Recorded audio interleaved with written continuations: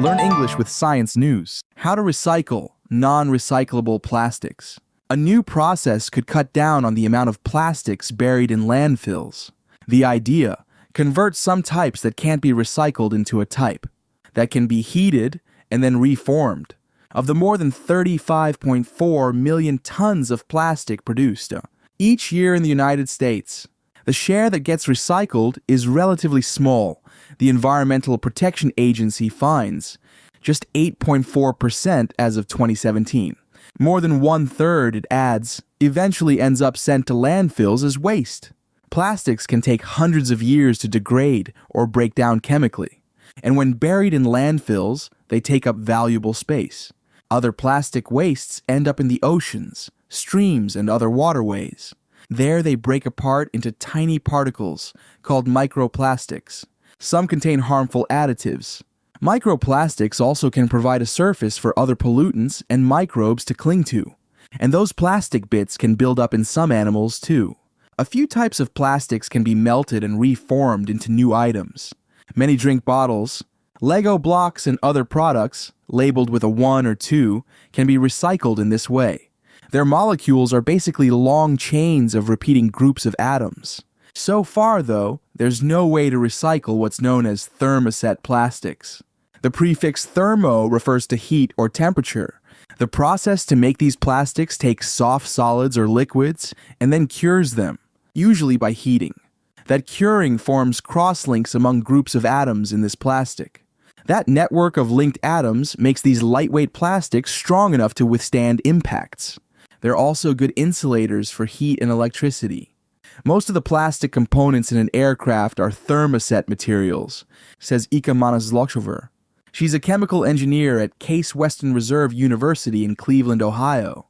You have thermosets in cars. You have thermosets in buildings. Widely used, these plastics show up in products ranging from cell phones to wind turbine blades. Their permanent crosslinks have meant these plastics can't just be melted and reshaped. But that may soon change. Learn English with Science News. About 10 years ago, researchers in France developed plastics with releasable crosslinks. They're known as vitrimers. Think of a folk dance where people change partners, says Manas Loxauer. Here, groups of atoms say goodbye to their partners as their crosslinks break apart. Then the groups pair up to crosslink with new partners.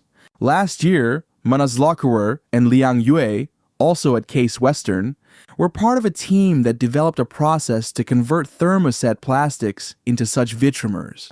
Now, this group has improved the process even more. Plastics made this way can be recycled again and again.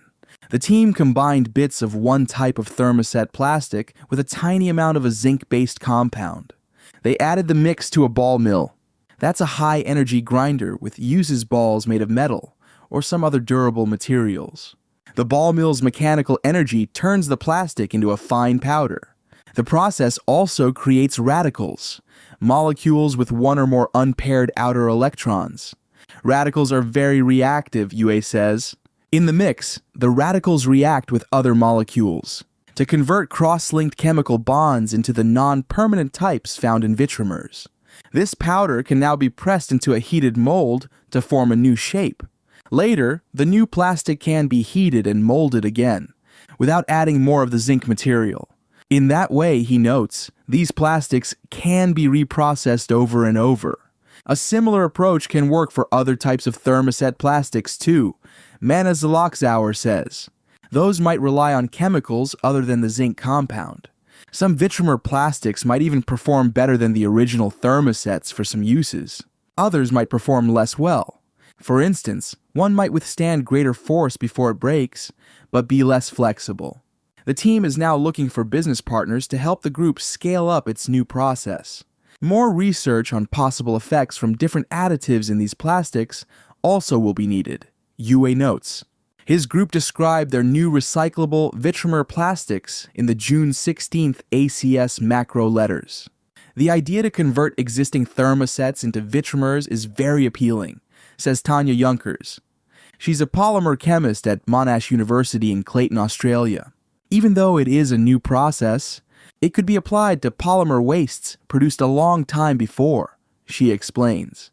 But first, a full assessment of this technique.